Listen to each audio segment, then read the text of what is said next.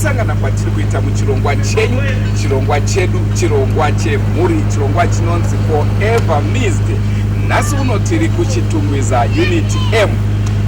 Nzvimbo ino yandiri inotonzi nzvimbo yeKasongo, sezvamunoziva chikwata cheKasongo icho chaitungamirirwa naKetime Chawaya. Tinorangarira muinana knowledge kune nyati Marko Sibanda, vakawanda vanhu vachikwata ichochi, vese vanhu ivavo vaigara nzvimbo ino, ndosaka nzvimbo ino ichinzi yeKasongo. Svondo rino tiri pajambanja pahotera, tiri kushanyira mhuri yekwaMarko Sibanda, timbonzwa kuti zvaifamba sei, dzaikombozwa sei nziyo idzi. Rangu zita andinonzi Neshamba, farirai chirongwa. The song Jambanja Pahotera is arguably the best song done by the late liberation fighter and musician Marko Sibanda. Marko was a great storyteller and would bring out a story blended by the expertise of his voice and music instruments, making his music style unique.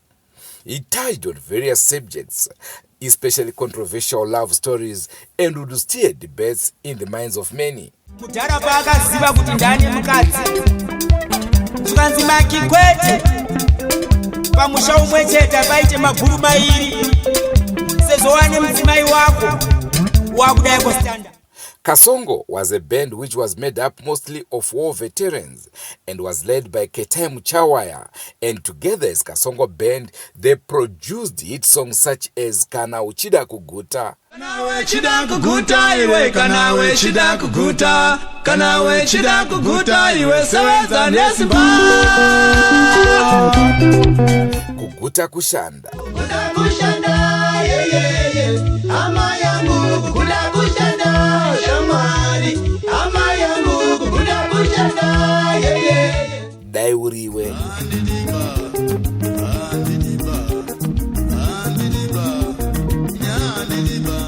among others.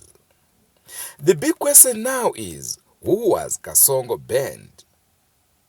Unfortunately, most of the Kasongo Band members have since died. However, one of the key members who twinned Marko Sibanda after the split of Kasongo Band, Knowledge Kunenyati, is still alive and is now a pastor at Zayoja Church based in Chitungwiza, where we found him at his offices and later led us to his home, which is just a few meters away from the late Ketime Chawaya's, Marko Sibanda, Comrade Chings, Pompov, and many others. We are still in the program Forever Missed, and guess what? We have visited one of the band members for Marko Sibanda. Otekaira.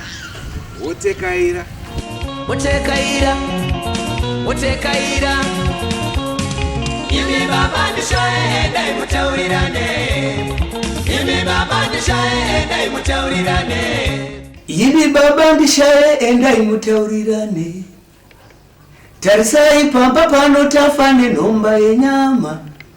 Tarisai mhuri yedu yafane nomba yenyama. Endai mutaurirane kuti mudzokerane.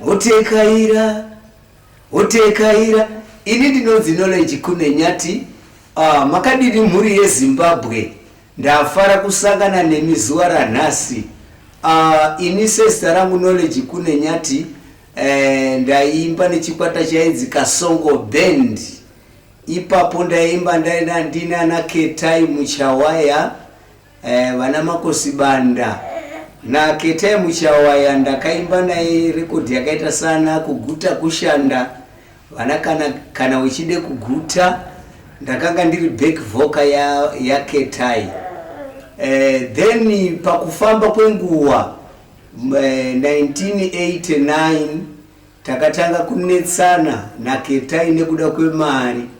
Pane company yatarekodha pamwe chete aningaitauri nezita rayo, but zvaitika ndezvekuti kana uri munhu anonyora dzimbo, kana onyora dzimbo dzatengeswa nekambani yemunenge maita nayo iya, vanozokupai mari dzavanenge vatengesa.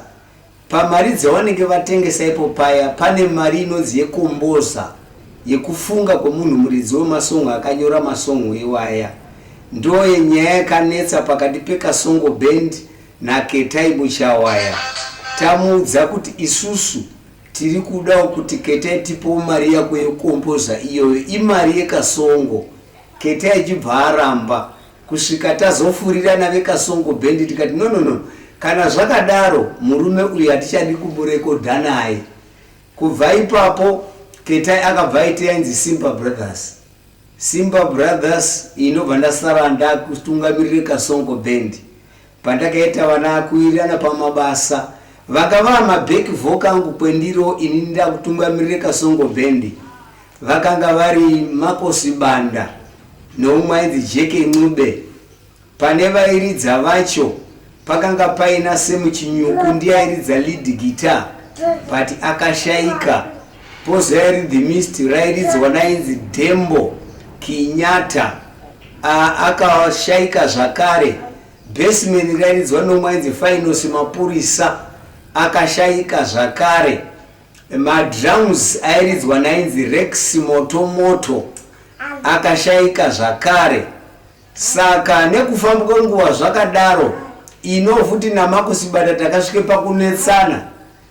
Tanetsana kudaro ini ndakambosiye Kasongo Band ndobva ndainde koite yanzi Muzokomba Movers. Ndaite Muzokomba Movers. Marko ndiye akabva asara neKasongo Band. Asara neKasongo Band. Vakomana veKasongo Band vakazoya kwandiri zvakare. Vaona kuti Marko Sibanda haasi kunyasa kusvike pandakanga ndichisvika ndiinavo. Zvadero zviya vakauya kumba kwangu vakati knowledge tauya kuti titaurirane udzokere tiridze pamwe chete neKasongo Band zvataita zviya. Ndine Muzokomba Movers vakomana veKasongo Band vazoya kwendiri vati uyai titaurirane tidzokererane.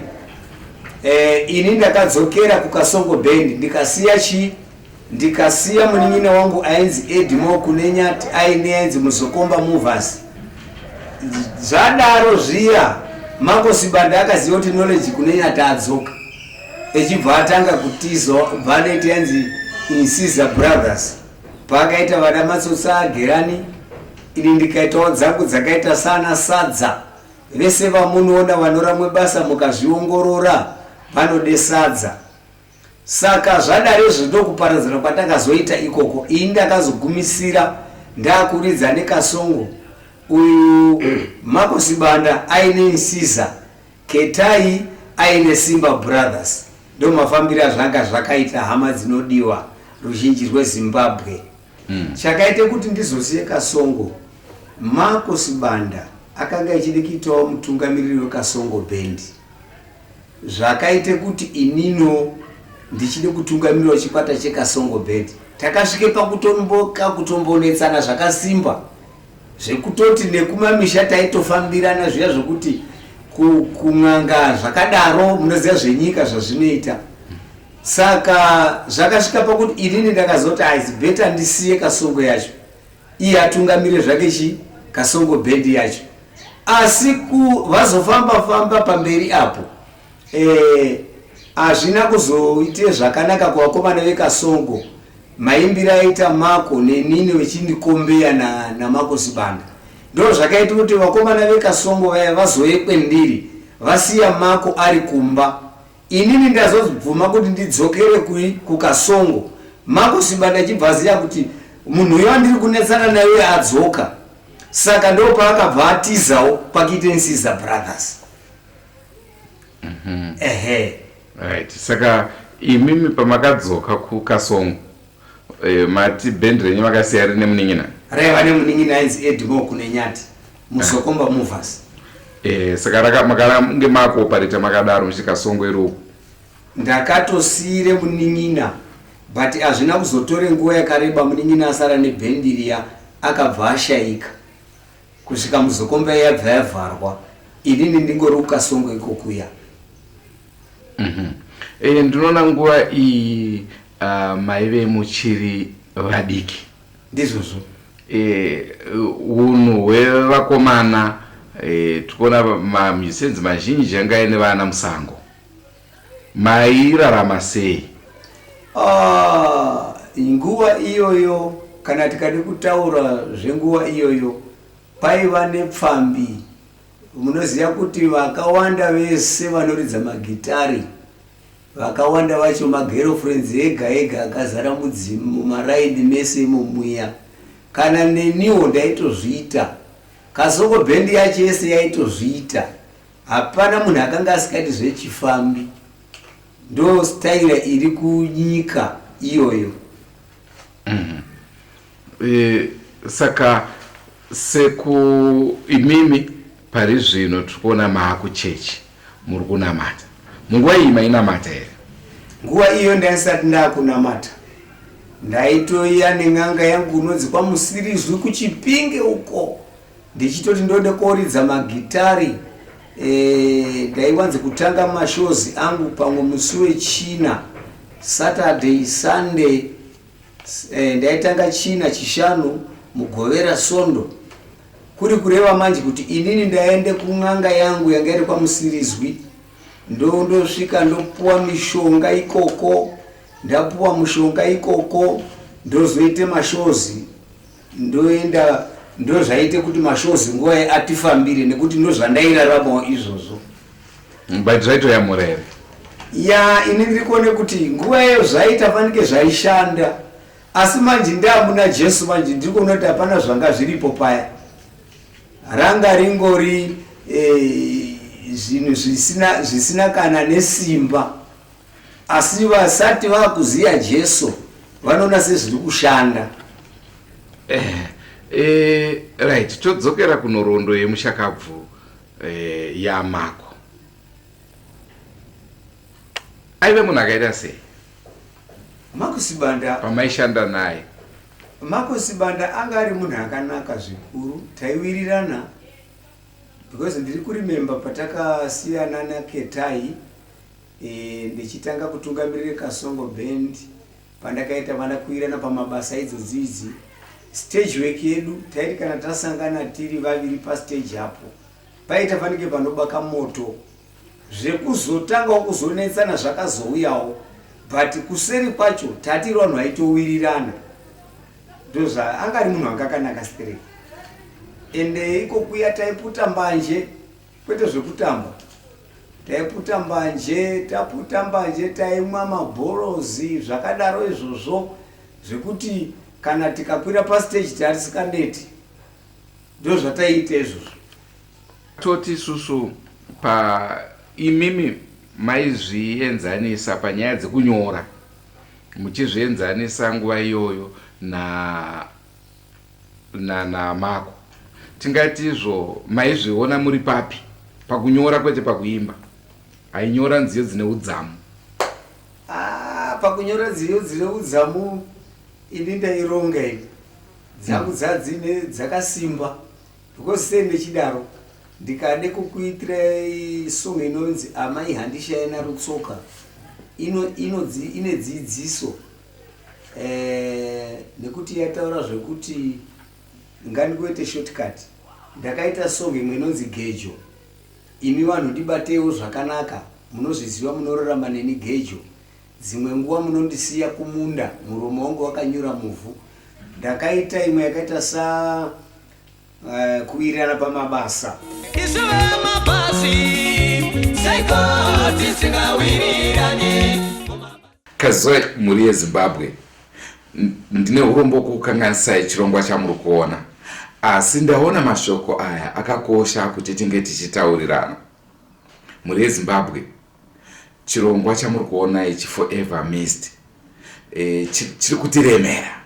Asi tine shuviro yekuti tinge tichikupai vaimbi vese. Naizvozvo, kune vanoda kutibatsira, nhamba dzedu ndidzo dziripo idzo. Fiyo iri kudhura. Tisingatauri nyaya yefiyo chete, Wi-Fi. Bvunzai vese vari muno muZimbabwe vanokuudzai kuti zvakamira sei. Tiri panyaya yevaimbi avo, vamwe vacho hatitombozivi kuti muimbi nhingi aigara kwakati. Chitibatsiraiwo. Tinoziva kuti vamwe venyu vanotozoti indaigara padhuze naNhingi, indaigara padhuze naNhingi. Macontacts avo kuti taawane tigokwanisa kuteedza nhoroondo dzavo vaimbi ivava. Imwe zvenyaya yatoda kuti tinge tichitaura nemi ndeyema-life documentaries. Zvakakosha kuti musazoite zvakaimbwa nasekuru Gora kuti kufa kwangu zvarova. Hazvifanirwa kunge zvichirova. Tinoda kuti tigadzire madocumentaries enyu kunyanya pamuri kuya paChristmas apa. Tibatei muenda nesu, kungave kunana checheche, kungave kunyanga, pangave paBulawayo, Cholocho, Kasongo. We are very much prepared to go with you tichitedza nhoroondo yako. Heka zvigarewo iri vhidhiyo yekuti ndiwani wakabvepi. Naika koiwo vabereki, kunyanya imimi vari mhiri kwemakungwa, ndimi muri high risk. Unodzoka kunzwa baba wako washaika, sekuru wako hakuchina, hamuchisina nhoroondo, pamakapedzisa kuona naipapo zvatovharana muri ikoko. Eka tirifei kuvabereki venyu, toenda kwavari, ndo basa redu. Tinoziva mibvunzo yekwabvunza, togadzira nhoroondo, vachitaura kwamakabva, shuviro yavo, zvese izvi zvakakosha. Kuti wadzoka nyange wapesana nawo, tapesaniswa nerufu, hongu documentary racho unoramba uinaro. Tozouya Christmas ino iri kusvika iyi, naika vamwe vanoita mapati, ndo basa redu iroro. Tishedzei tikushutirei mapati iwayo. Music videos hero kabasa kunemi vaimbi, ndo basa redu iroro. Tinorova zvakare. Kune vanenge vachida kuzongofarawo pamwe chete semhuri, munotidana zvakare, tinouya tokufirimai. Imwe nyaya yasara ndiyo nyaya yemasubscriptions. Unoona mavidhiyo edu endezvo ukatatasa unoona vanhu 300,000, vanhu 80,000 kana 20,000 vanhu vakaona mavidhiyos edu. Asi chiri kuitika ndechekuti muri kungoona muchipfuura. Aiwaka pamunoona mavidhiyo edu, pandiri kutaura ipapo mukatarisa pazasi apo pakanzi subscribe, ingodzvanyai kakabhatani ikako, munenge mabvei, move family, move part of us. Kwete vanhu vari kuuya kuwandiri paWhatsApp wati nei maapapi.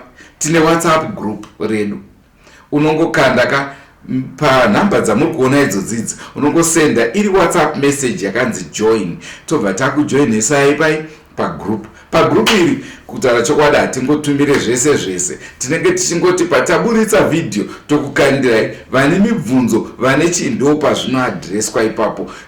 Ndo anonzi ma1on1, asi zvinhu ndezvemahara, hatibhadharisi. Iye zvino takuda kukuratidzai izvo muchatarisira kuona muchirongwa chenyu Forever Missed.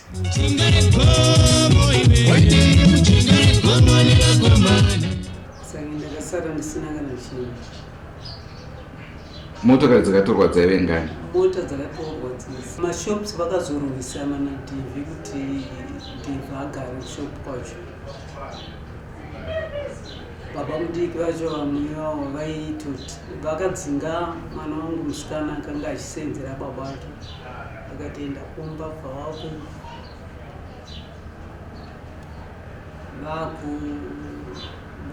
vakurana mashops avo ivo, vakazotora zvinhu zvacho vakazoendesa kumba kwavo nema-instruments eband vakatora ese vakaenda navo. Zvimwezve zvamuchatarisira kuona.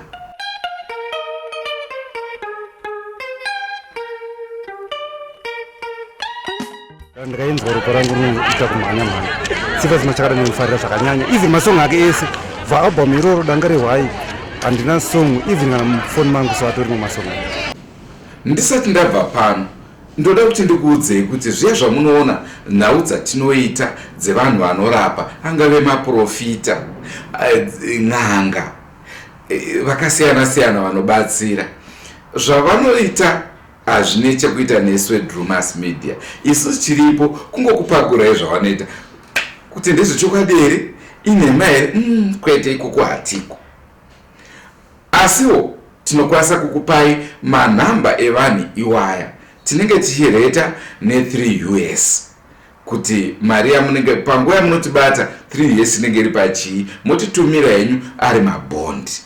Tinotambira ko ndiyo kamari yedu yemuno. Ndatenda hangu, farirai chirongwa. Iye zvinezvi ndisati ndabva handiti mukatasa pane vhidhiyo ratakanda chiyokoto n'anga yekumozambique tanga tiri kumozambique munombozvifungawo here kuti ko takasvika sei ikoko pakaipa ndatenda hangu farirai chirongwa enderai mberi nekuzipirwa.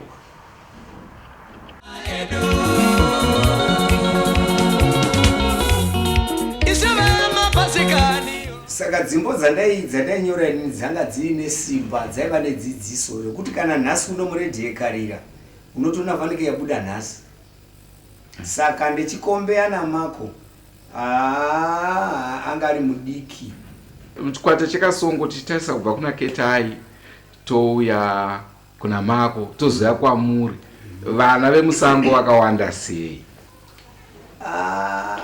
Inini kufunga kwendinoita vanofane kunge vakatowanda asi kunge chete zvinisati zvazikanwa nekuti hapana tese takanga techitohura tese hapana kanga asingahuri.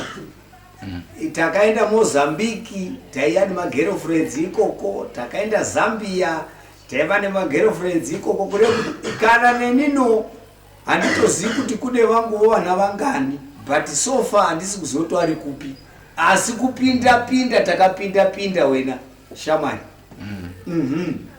Saka tingati tichizoongora kuzosvika vamwe vashaika tingati ndo chakave chikonzero here kuda kwaMwari? Ya tikati kuda kwaMwari, asi zvimwe zvacho zvinenge zvinosvika ikoko nekuti mukade kutarisa vaimbi vakati one day vazhinji vacho tanga tichipera nemadhirezi. Madhirezi akanga echitiuraya zvisikatoiti. Ndio kufunga kwendinotoita nekuti ndaizviona nanhasi unotoona kuti vaimbi vamwe tisikagoni kudomera nemazita nekuti ndinotaura vandaishanda navo.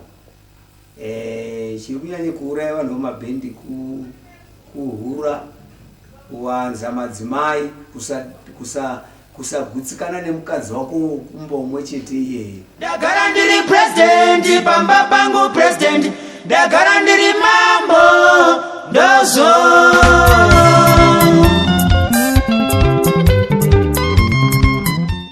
Kazwai muri yeZimbabwe, ini namukoma Ketai takashanda tese. Tagara tese pabase 4 kudoroi.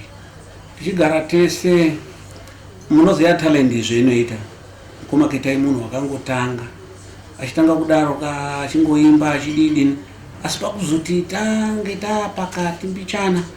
Munhu wakangoita afanika sekungoti wakangofena kuti kuti kagadzira zvimiti zvekuti tinge tinogadzira magitara zvinofamba sei, ndokubva wangofunga kugadzira zvimiti ndokugadzira magitara. Tiri pabase 4 kudaro kwaivari kana kuti nguva dzekuti vanhu munoziva muhondo vanhu munenge makangobatikana mwakangoita sei, munenge musingazivi kuti chichauya mangwani kana kuti chichasvika kana kuti after a minute chi vanhu munenge mwakangogara muri vanhu vanongo vaine vigilance yehondo. Asi uzombonyevenutswa mbichanana taiyevenutswa namukoma Ketai nekuridzawo magitari achitidaidza nhasi timbotineka function mbishana vanhu vachienda ikoko wasvika ndichikuziva pairidzwa gitari magitari munhu aitobata gitari ndisekuru wangu waizi ndiani Nyamponza tekuti kazita kachina handichazivi asi ndisekuru wangu waizi Ponchi Nyamponza rekuhondo waizi Ponchi. Takazotosangana ikoko uko waizi Ponchi ndiye aibata zibase gitara ranga riri zihombe richimuti ndiye vairidza base gitara ra Ketai kuhondo.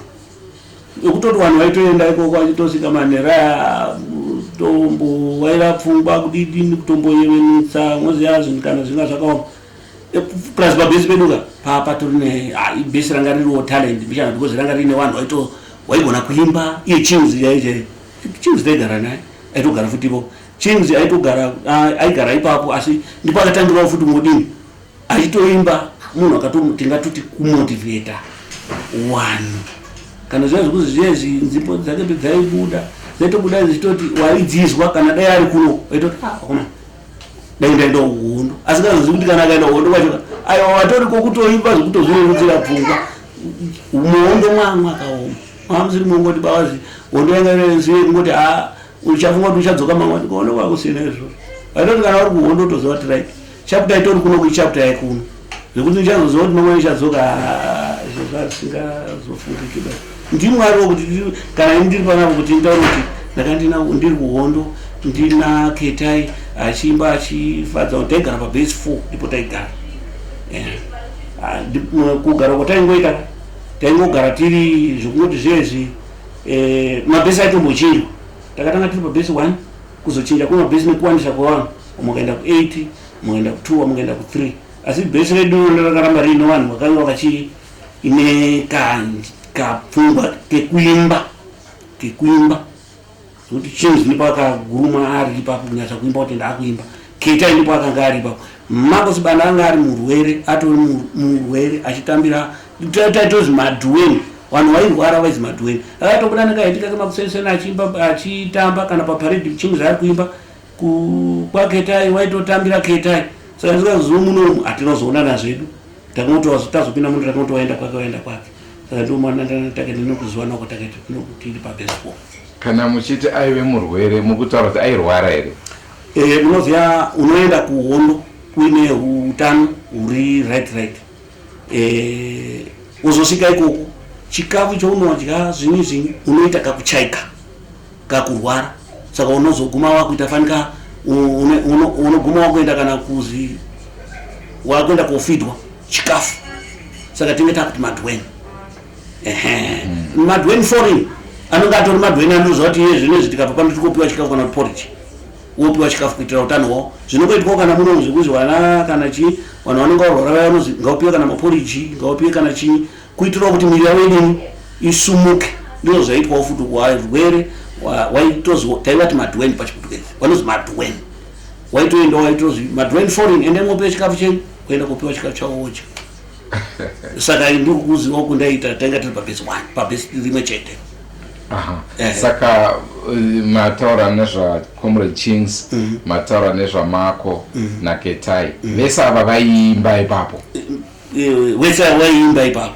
Ketai wairidza magitari band ndipo akati anga ari achiridzira ari Chings zvairanakidza sei mhanzi yavaiimba isusu tiri mukati mehondo taitoziva kuti takapinda because taitoziva kuti pfungwa dzedu dziti dzakatoreruka kana zvokuti wati hatatingafunga taitoziva kuti mwetiri umu zvekutopindira nesituation yetiri ndinode kuhondo naisi Patrick Zwilindi ndiro rangu chaivo ini ndinonzi mai chiduku ndiri next door yaMarko Sibanda. Marko Sibanda achitanga kuuya panapa inga takazivana kaakare mudzimai akuuya asati apo angori iye aigara panapa saka ndichitoti inini kwawo munhu yarogara panext door pangu chirudziko mundeveri uyu ende aiti kana vakanga vanowadosa munhu akanga asati anyatsogona zvonaka wainzi wachiti tataenda kutema kunonwa toro wakanzi wachiti aida kutema kwaiva kudema nekwamatangure kwainzi kwamadangure uku ndichiti ako munhu asi akagoma akutaura chishona kusvika tazwa nomudzimai auya ndakati aiwazvo munhu aita zvakanaka anotsvagirawo chinyi shamwari aiwa akuwirirana here taiwirirana izvo zvokunzi kurusununguku inoridzoka zvoshuwa senext door yake aisandisiya aitotuma mudzimai akati tora mai chiduku panext door ende akanga kutoguma akatonditi amai nokuwirirana kunzi amai maswera here amai aiwa haataiwirirana akanga ari munhu waiwa akanga ane rudo rwake kandakarwona mukati memhuri yake mhuri yekwaMarko Sibanda yese zhinji ndakaiziva kuburikidza naMarko Sibanda chiuya papi pano ana mai vacho vana mbuya mai vamai vake vainzwa majoto aiwa vakauya pano chivaziva vana Keniasi vaning'ina vake vana baba mudhudhuzi vese vaidini vaiya panapa vana Amioti vese vaiya papi vanapa ndaivaziva kuburikidza nerudo rwaMarko Sibanda zvese kana nemurume wangu vakaguma vakudini vangowirirana kana vakanga vaenda tichitoseka chuti aiwa muri kuona kutsemuka kwakaita chitaiwa pambapa izvozvi maane mari apa pakatsemuka imari yakatopinda pai yakapinda apa itorimo mumba plus munhu yowo kutoti aita kana adya sadza aiwanzoda kufarira chidrinki nozi mwana wangu inini mugotwe musikana ainzi Petronella chiduku aibva ati hawi mudzimai wangu kusvikana nhasi ivo tete vacho vanotozviziva unonzwa achitoti tete hamusiri mumega makafirwa neniwo ndakadini ndakafirwa tiri chirikadzi tese aiwa hai ini nhangu chokutara namakosibanda zvakawanda kapamaira nerudoka apa ndinotorupa angarupa plus chandaiona futi mungwasha wangu basa akanga asigadi basa zvekunzwawo basa kuti munhu murume kunzi pane dhora gwejenuka usungirira kudini anga asingagoni chake kugeza ndora anga riri basa rakageza okama musoro wake ogara panze apo wozoti aiwa makosibanda ari pai aripo aiwa izvo ndizvataimuziva nazvo zvokugeza nokugara kuti tubasa aiwa pabasa tasingamuziva ende chano dzakanda kamunadira hangu aitendera mudzimai wake kuti ashandise maoko ake iye aitaona ke basa raaiita iro rekudini rokubila ndotsvagawo mari nemudzimai wake zvishuwa idini aibuda aindotsvagochi mari vachiumba mhuri yavo kusvikawo mudzimai kufa wakata murume hazvina kumuremera zvakamuitira nyore kuziva kuti ndagara ndiri kungodini ndiri ngoshanda zveshuwa vana vakaendesa pabhoding achidindini takatoona kuti uyu anga riri gamba mudzimai zveshuwa ndakamusha munoziva pane pamwe panosvika pakuti ndosvika pakuremerwa neupenyuka ndaremerwa neupenyuka ndaizozvishoroona kati aizvo ko pandiri kuremerwa neupenyu nini ko maisibanda ndizvandomboona zvimwe zvinhu zvavanotarisana nazvo ndingati ndokutaura kwangu pamairo next door yangu ende futi chimwe chinhu chakaitika chakazoitika futi mumashureka munin'ina wamakosibanda ane mwana wake musikana akaroorwawo nemwana wangu zvakabva zvaramba zvadini manje zvabatanidza ipapo ari kupi mwana wangu ari kuSouth Africa iye mudzimai wake vanhu vasina kuzonge vakagarawo vese vakambogara vese achibva vazosiyana asi kutori nevana vaviri vatoriko kufenda bosibari zvino but imimi muchinzwa kuti muri muneiba wemunhu ane mukurumbira kudaro nyika yese mainzwawo sei aiwa ndaitodzwa kufara munoziva zvaitoti pambiri vakanzi kuraini kukasongo aiwa taibva tatogoziva kuti aiwa kutaura kumaraini kwani kwedu kazhinji kana dai pavaita papractice avo panapa isise next door taisambotya kusvikazve kubva vasati vaisa jurawo taiva tichidongorera kuine wayawo vana vangu chavaitokotama kutopoya vachiti vanodini vachindoona aiwa ndaitonzwa kukurudzirwa kutonzwa manyawi chinzwa kuti aikumaraini kwedu kwaita mbiri ngati ndo maziro anemaifarira imemeke muchakapo kambo kandaifarira kuti matsotsi ngaagirani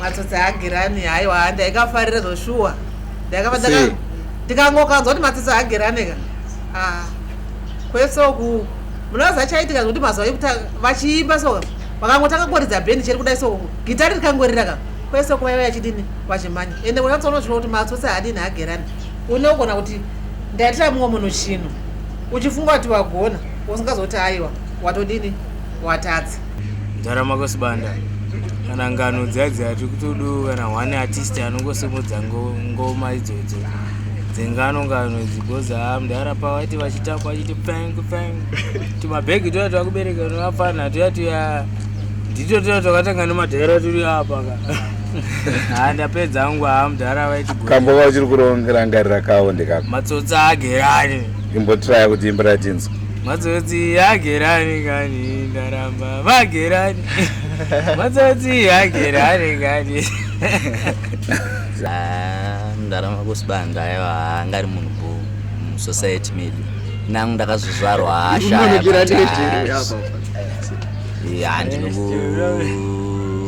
ndaitofarirawo ivhini vabereki vangu aitotorera mumhanzi yake pick up mudhara mako ndo wakaita kuti tizive zvaitika musociety mudhara mako vaitoonesa reality hodo dzaitikira kuseri uko kuda digrino kuna nyatsime kuseri uko isusu mudhara mako mukona jambanja iyi yakatumidzwa namudhara mako ndo vakaita kuti tive jambanja market place ndo yakaita kuti tive market because vaiona jambanja yaitika panhingirina pasera apa pakona apa dai zvenzi kamera yaitomhanya neipapoka yaitoita ichiro hora dzaitika ipapoka dzanisina ani kana aimboona ipapo paibutswa rekeni nenhingirira mudhara munoziva matumba aya anotorwa kurwiza aya yenhingirira hurungudo dzairova vanhu pasera apa jambanja ichi dzaitirwe kuseri kumudhara asi jambanja yakatozouya ipapa pananhasi tinongonzi jambanja nanhasi saka tinongoti pick up mudhara mako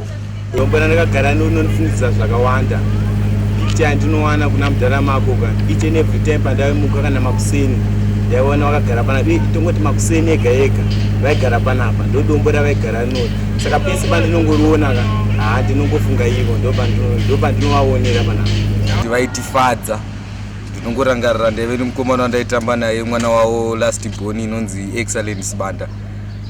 Airatidza kuda magitari zvakanyanya ndaiona kuti taigona manje vakazomutizisa akazoenda ke paSouth Africa zvisine mukomana wacho. Zvakadaro pana baba mako apa ndisekuru ndibaba ndinongoti pane song yadhongi namvuu pabana apa paikaitikira ka video racho ndopatakarionera ndopatakatanga kuziya mvuu yabuda pabana apa vakati dhongi namvuu achipinda achinyura aiwa ndinonzwa kudakadzwa chaizvo. Ndongonakirwa nenhamba rekuti jambanja pahoteri rinongondiitira zvangu zvekutaura zvakawanda seuchirifarira inini ati rakashandiswa paipai ndo zvandoita zvaitwa paipai zvinonyatsotiitira rinyatsonzwa life ichifaya. Mataura achidonha vashandi vepahotera vachitora vachidzosera mataura achidonha vashandi vepahotera vachidzosera. From Knowledge Kunenyat's homestead, we then visited the late Marko Sibanda's wife, Lois Moyo, in Unit M area of Chitungwiza to try and trace the roots and life of one of Zimbabwe's greatest artists. Upon arrival, the first sign to show us we were exactly at the late music legend's homestead were the fading inscriptions, Mr. and Miss M. Sibanda, 16675 Unit M Chitungwiza. And after entering the gate, we were greeted again by big words, Matsotsi Hagerane, Panenyaya, Jamba Japa Hotel inscriptions on the late Marko's band music instruments career. We were welcomed by the ever-smiling mother who is in her 60s or early 70s. And during her narration, she described her late husband as a workaholic. In Marko, here was a man who didn't want to see his family starving. Marko Sibanda sahlangana ngomnyaka ka1977 wayesebenza consolidated lapho size sihlangane khona wayesebenza lo bhudwami so bhudwami wayethethe unkosikazi wakoSibanda so wayesithi ubabazala wayesithi kubhudwami ngubabazala wakhe so babehambisana bevakatshelana yikho lapho sabonana khona sagcina sesithandana ke ngemva kwesikhathi eside sithandana eselungiselela ukuthi usesifuna ukuthi angilobole yikho lapho athi sesiye ekhaya ke beFlabus wafika ekhaya ngathi wathola wahlangana lama-comrades yikho kwathatha behamba labeMozambique lapho ahamba watrenwa khona njengomuntu wenkululeko njalo ukuthi yena-ke khona leMozambique yena wayethanda ukuhlabela behlabela belibazisa abantu so kwaze kwafika isikhathi sokuthi baphenduke ekhaya baphenduka-ke kodwa kwathatha iminyaka ngabona ngathi iminyaka ethize engakwazi ukuthi uzambona ngaphi lami ngingakwazi ukuthi ngizambona ngaphi but ngamandla kaNkulunkulu nxa uNkulunkulu wadala ukuthi lizathathana saphinda sahlangana futhi sathathana-ke sachata ngo-1986 sesilomntana nto yokuqala esamthola ngo-1985 okuthiwa ngo-White Masbanda sikho esachata khona sachadela koBulawayo eBrotherhood in Christ Church sabuya-ke sahlala-ke lapha sakuba labantwana silabantwana abathathu abafana ababili lenkazana eyi-1 so waqalisa esahlabela le-Kasongo Band ngoba ngemva kokuba besuka empini basuka bangena ku-army baphinda bathi ngibhalazwa sebeqala ukwenza music benza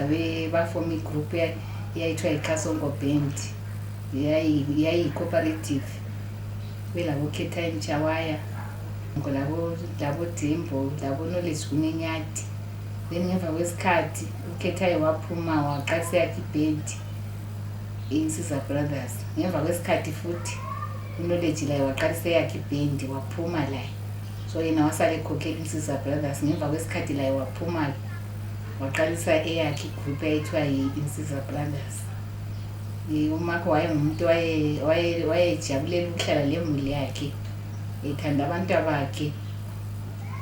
Njalo sasihlala sijabula lapha ekhaya labantwana kwakungelahlupho. So wayeyindoda yayilomusa owayejabulela imuli yakhe. Okudla wayethanda ukudla izinto ezinjengembhida yesintu. Ayikhona ama-vegetables lawa ayengawathandi lenyama, yikho ayekuthanda. Munotitaura kuti panzira dzake maifarira kambo kapi? Phakathi kwengoma zakhe ingoma engayijabulela kakhulu ngethi Jambanja pahoteli. Ngayijabulela ngoba ngabona ukuthi iyabifundisa ukuthi nxa lithathene njengemuli kuyabe kukuhle ukuthi lithembane lingaze laqilana, ngoba ekuqilaneni akulanto vele engazoziphethe ibonakala. Kuyagcina kusokubanjwa ukuthi kukhona elikwenzayo elicatshelana khona. So yikho ngibona ukuthi ingoma iyayifundisa kakhulu abantu, yikho kwakusenza ngayithanda. Tozoongorora pakashayika murume wenyu, tinoona vakawanda vaita matambudziko ekuti hama dzinogona kuuya dzichida kutora property zvakasiyana siyana zvokuti munhu afa. Zvakamboitikawo here kwamuri? Kwandiri handidi kunyepa, hapana kana chakamboitika kana kuti kune zvakambonetsa nekuda kwevanhu veukama havana. Hapana kana chavakamboda kutora kana chimwe chete, asi vaitongondisapota pane zvese. Chechi takachata gore 1986 ndokwatakachata. Tane mwana wani mukomana wekutanga. Saka tine vana vatatu, vakomana vaviri nemusikana wani. Tipewo mazita evana venyu. First born anonzi Adumaya Sibanda, second born ndiCharlene Sibanda, wozouya Anderson Sibanda ndiwe kupedzisira mukomana.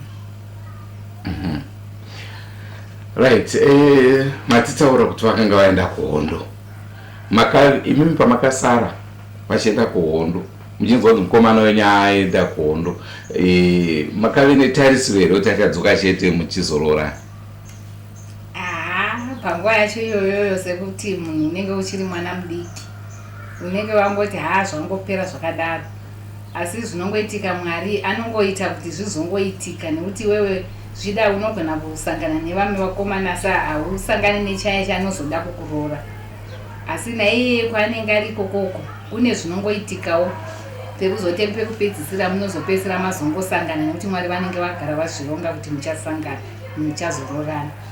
Nyange kune zvakaitika pakati apa, pane zvizhinji zvakaitika, asi chinokosha ndechekuti takazoroorana zvakare. Aiti kuhondo aingoimbawo vachientertaina vanhu vanga vari kuhondo kuti vasazofunga zvakawanda, saka ndiko basa ravaita vari kuhondo ikoko.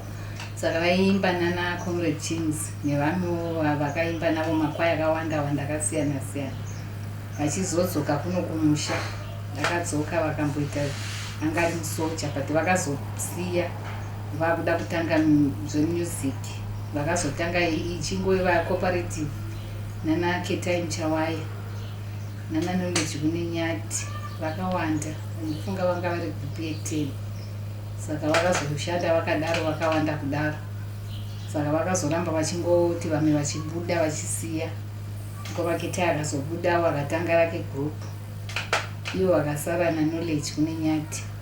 Knowledge kunenyati ndiye aitungamira, vakazosiyana futi, iye akazobuda. Knowledge anenge ndiye akatanga kubuda, akatanga muzokomba muvhasi, iye akazosara achitungamira Kasongo Band. Saka iye akazobudawo futi achibva azotanga yake group inonzi Brothers. Asi panguva yavanenge vachitanga kukomboza ndaiona kunge zvinhu zvisina basa, nekuti zvimweni zvenguva ndaigona kuti zvamuri kuimba zvazvina nebasa rese, ndasingavakurudzire pakuimba pacho. Asi vazobudisa manje unozoona kuti vanhu vanobva vafara vachizvifarira. Saka ndo zvandakazodzidza kuti chero zvavanenge vachiimba inini ndakazenge ndakungosapotawo, kana dai vakandibvunza kuti makanzwa sei, nekuti inini zvemusic handisinganyanye kuzvifarira, nekuti inini kazhinji ndakakura ndichinamata ende ndandiri munhu anoenda kuchechi. saka kuti ndizonzwisisa zvemusic yavo kuti ndizive kuti zvakanaka here kana kuti zvakaipa ndaive ndisingazvinzwisise, but kuzongofadza mwako ndaizongoti hai ndizvo zvinonakidza kuti vafare vaone simba, nekuti ukada kudzikisira zvinovashayisa simba. Saka munhu wese anenge achida sapoti yemudzimai wake, saka zvaindipusha kuti ndingovasapota kuti zvakanaka izvi, kunyanya pamatsotsi agirani ndaingoti zvinhu zvamuri kuimba izvi zvinoita here, kuti ndakazoona kuti zvakazofadza vanhu zvakanyanya. Saka ndopandakadzidza kuti handifaniri kudzikisira asi ndofanira kuti ndivasapoti.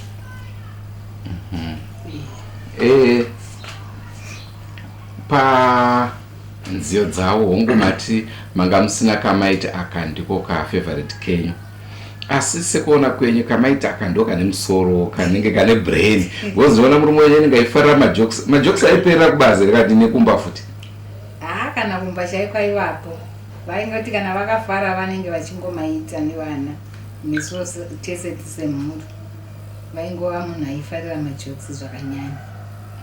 Saka kambo kamaita akandoka nebrain akandikapa. Handinganyazoti kuchamba chapahotera ndoyo andakanyatsoona kuti pamwe inonge ine chidzidzo kuti vanhu kana vachigara mudzimba vanofanira kuti vatendeki. Ndoyo andakaona kunyanya kufarira kuti yaingodzidzisawo kunyanya vanhu vari mudzimba kuti kana takarorana tinofanira kuti tigare zvakanaka tisachitani, nekuti pakuzoitirana chitsotsi papo mozopedzisira. Ende ndaiona kuti futi chidzidzo kana kuneswa tinoenda kuchechi kuti chinhu chaunoita pachivande chinopedzisira chabuda pachena. Ndo zvandakanyanya kuifarira iyoyo kuti yaingodzidzisa kugarisana kwakanaka mudzimba nekuendeka pane mumwe wako. Aira chi murume wenyu? Amira Sibanda. Wose nemunhu aitori mutupo wake zvakare? Kwedu kumanzevere tinongoshandisa masenemu mutupo iyoyo, hatiite zvemasενemu.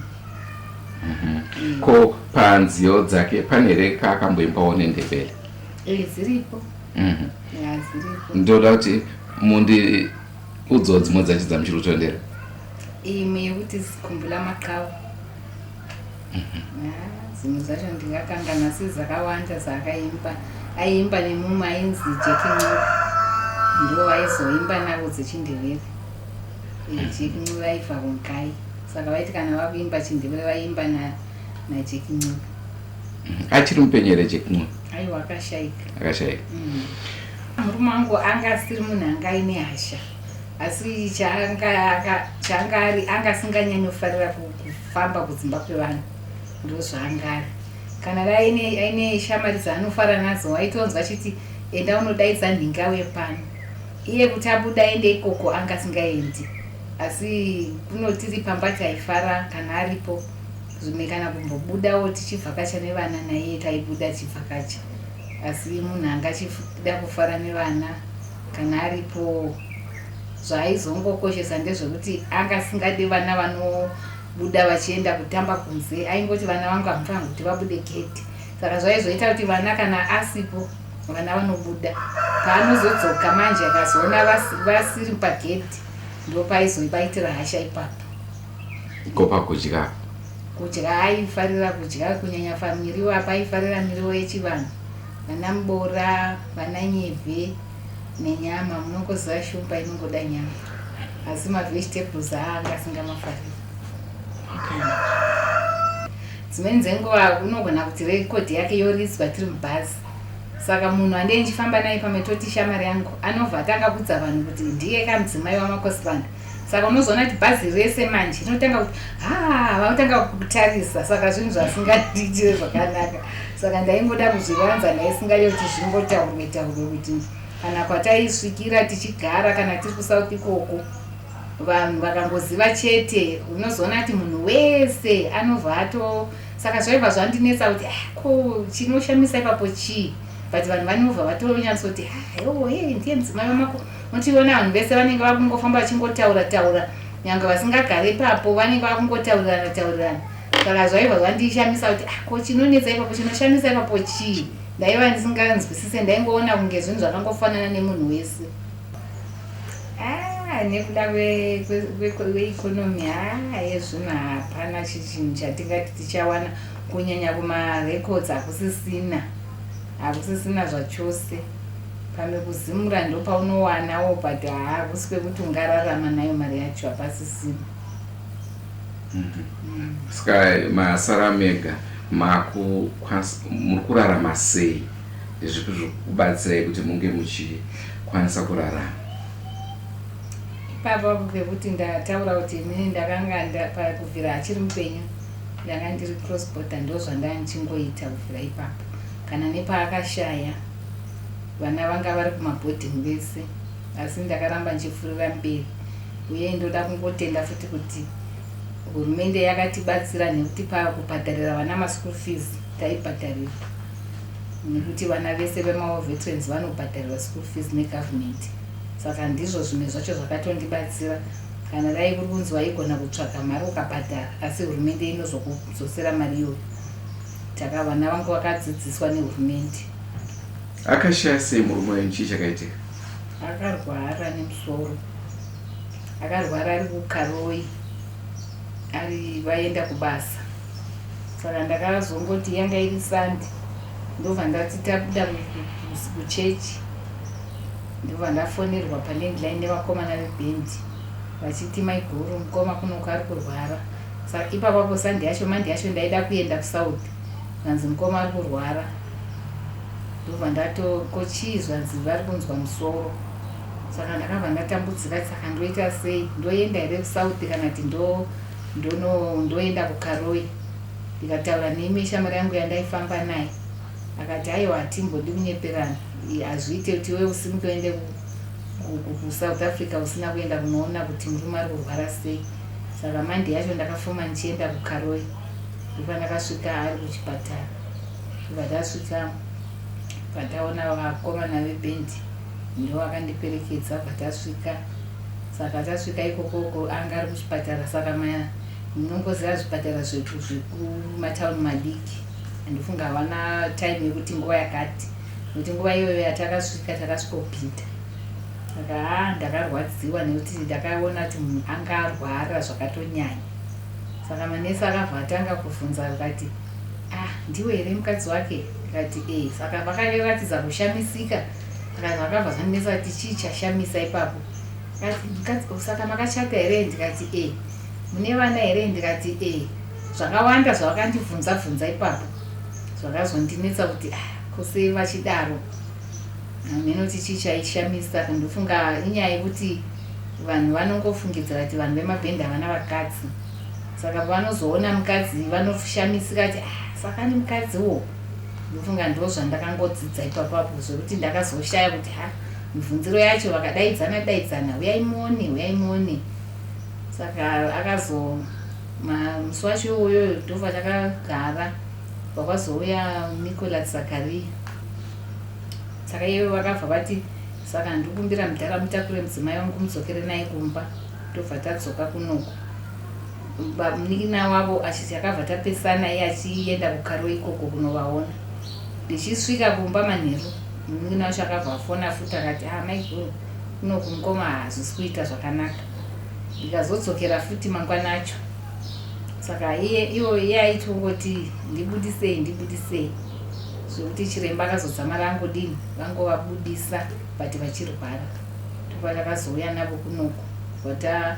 Ndakauya kunoku ndikavasiya futi koko vachisati vadischarge, vachingoti chienda kumba kuvana. Saka vakazouya nevakomana. Saka tazouya kuno kuchiona kuti urwere hwacho uri kunyanya. Ndazoti kati zvanzi takarisiya. Kwakuzotanga futi kuenda navo kuchitungwiza, kwakuzonoadhimitwa ikoko. Zvavamborapwa ikoko kubva tazodzoka kumba. Saka vakangorwara kwenguva diki vavazoshayika. Saka sekuona kwenyu tingati dambudziko remusoro iri wakakonzerwa nekwavakanga vaenda here, kwavakanga vafamba, kana kuti dzimweni nguva zvinoitika futi kuti vanogona nguva ina vamwe vanhu vakatovaroya? Zviri possible here? Zvokuroya ndingati kuroyiwa, asi tongoti kana nguva yaMwari yangokwana yekuti munhu angoenda anongoenda. handingati kuroyiwa pamene ndingoti nguva chete yanga yakwana. Asi sematauro amaita zvaratidza kuti havana kurwara nguva hombe. Havana kurwara nguva yakareba. Alright. Ko vainwa doro here nekuputa fodya? Kana doro vanga vasingana. Aiwa vanga vasingana doro. Vaifarira madhingi zvakanyanya zvokuti chimwe chinhu futi chandakaona vanga vasingadi kunwa mvura. Vaida kunwa madhingi pese pese. Zvokuti kana takushitungidza pavaida kutorwa ropa rakashayikwa. Rakatoshayikwa ropa iroro vachida kuvatora ropa nekuti vakazoti chiremba toda kuvatesta. Saka vakazoti vachivabaya kuti vavatore ropa rakatoshayikwa zvachose. Vanga vasina kana ropa racho. Saka ndakangofunga pamwe zvaikonzeresa nekuti munhu anga asingadi kunwa mvura.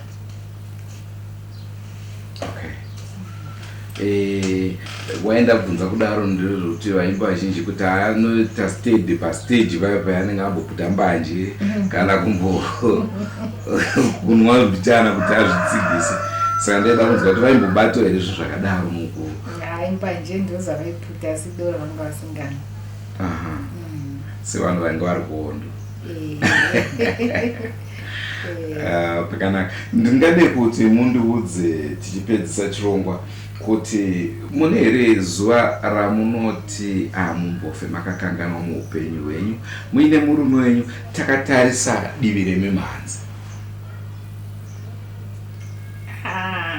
Chandaifarira ndechekuti kwese kwavaifamba ndaikuenda. Vaiti kana dzimweni dzenguva kana vakange vari kana kuchecheche vochifona kuti chiuya kunoku ndoenda ikoko. Chainetsa ndechekuti inini semunhu anditi ndataura kuti inini ndiri munhu ainamata. Saka kuti ndichizokwanisa kupinda mubhendi kana pavanenge vakuridza ndainyara. Saka ndaingoti kana tasvika pandinenge ndiri papapo parumi papapo handitombobudemo. Vachanoridza vega.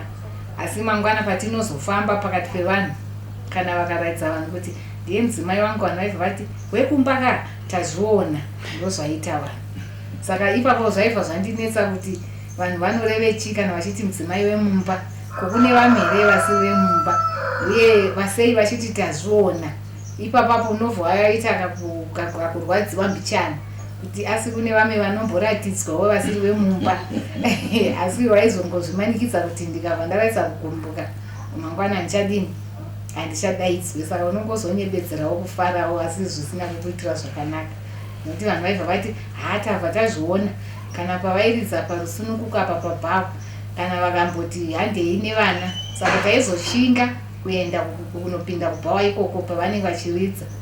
Asi vanhu vanobva vatodaro kuti mudzimai wake tamuona, mudzimai wake tamuona, wemumba chaiwe mumba. Saka izvozvo manje zvinenge zvichizokunetsa manje kuti ko vari kutaura haunzwisise, but panguva ino unenge wakuzonzwisisa manje kuti munhu anonzi mudzimai wemumba anenge akaita sei, wemusango anenge akaita sei.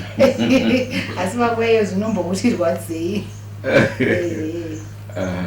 Saka tingati zuva ramusikakangano ndo mazuva amaienda kumashows emurume wenyu?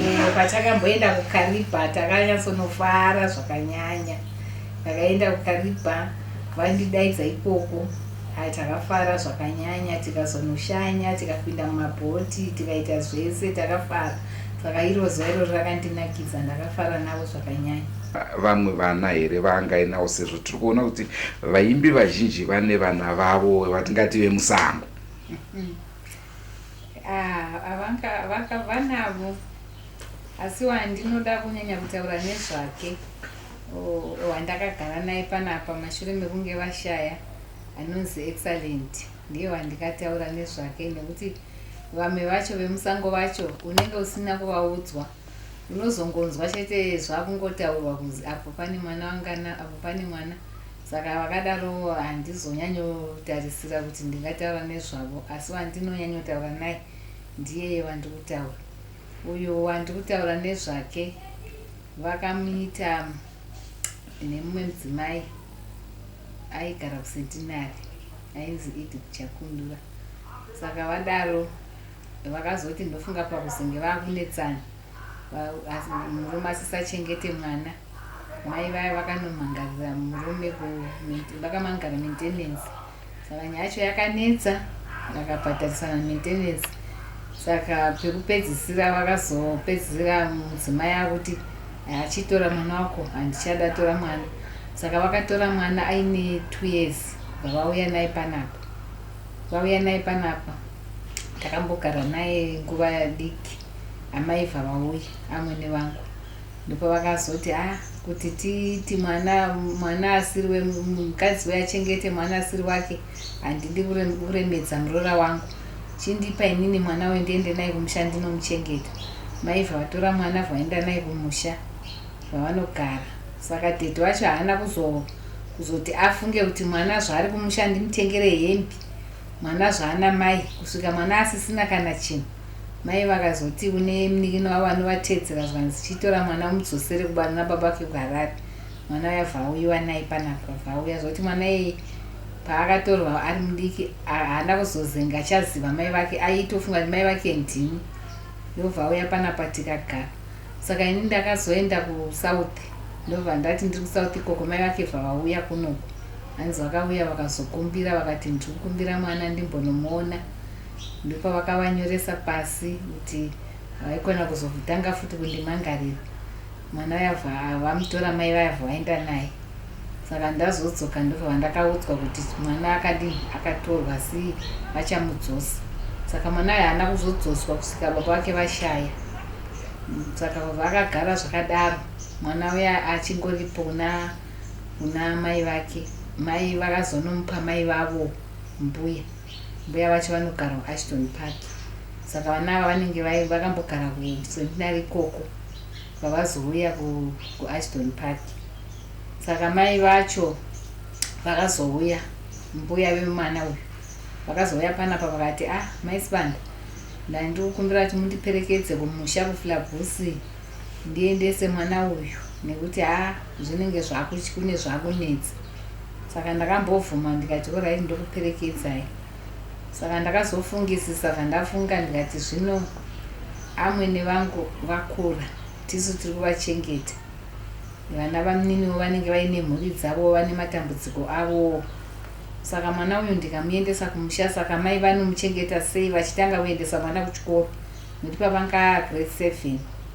Saka ndakazovaudza mai pavakazodzoka mai mbuya vemwana vanda kuti amai ndafunga kuti mwana mundipe ndigare naye zvokuti kana ivo zvakavanetsawo vakamboti zvingaita here kuti mutore mwana apo vachifunga kuti baba vacho hapasisina. Saka zvakavanetsa. Saka kwanga kuina bamunini vanga vari panapa ndo vakazotaura navo vakati aiwa hamukatambure nekuti ava mai guru ndo vakachengeta tese takakurira panapa. Ndivo mai vedu ivava musavatyire nekuti ivo kana varivo vari kuti ndipei mwana imi hamuna right yekuramba naye.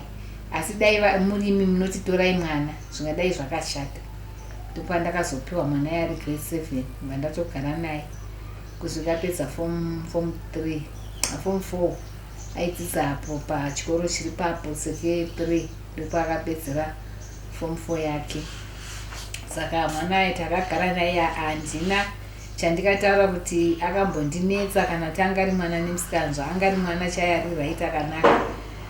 Paazopedza saka akatombogara zvokuti mwana iyeye ndotongotarisira kuti anenge ane chipo chekuimba nekuti akazotanga achingoimba achiimba asi achindivanza inini ndakanga ndiri kumuti handisi kuda kuti utange zvekuimba uri mudiki kudai. Saka aitoimba nheno nedzimwe nziyo dzaakakompoza. Pane imwe yakazoimba mashure mekunge mai vake vakazonditi mai guru ndangofunga kuti mwana timutore auye kuno ukazotsvaga basa.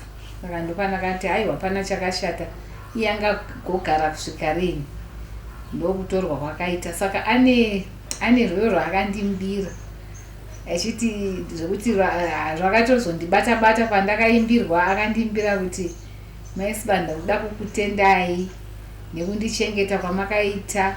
Makatora mutoro usiri wenyu mukandichengeta. Rweo rwacho runobata.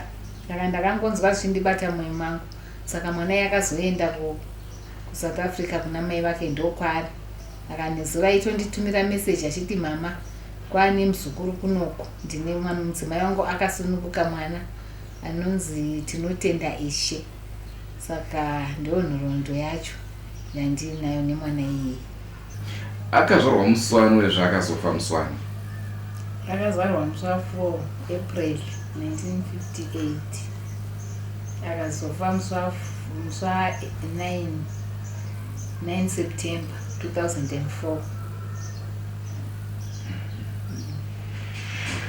2004. Akavigwa kupi? Akavigwa ku Warren Hills asi Warren Hills ku Provincial Heroes ndokwaari. Vaenzanise mukombo, vaenzanise mukombo, vaenzanise mukombo, vaenzanise vakadzi vako vose.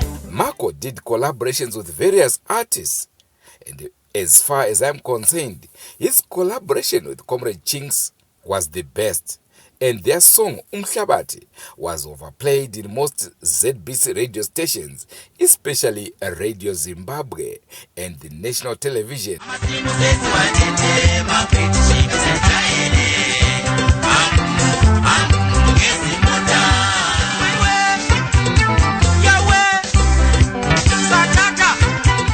As you have heard, Marko Sibanda was not only a musician, he was also a war veteran. I hope you have enjoyed this week's edition of the program Forever Missed.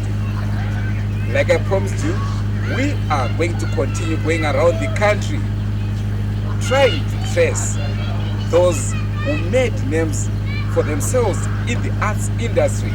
From me, Andrew Neshamba, and the crew behind the scene, it's bye for now.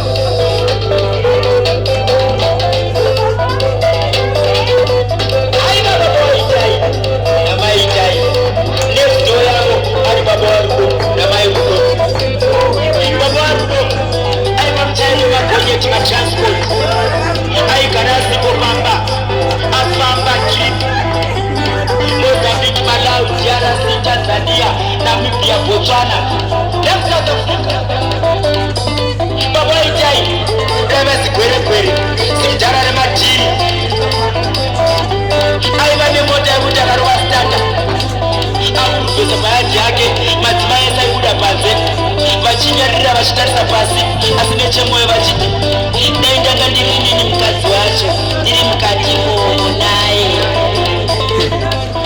kuna mai uko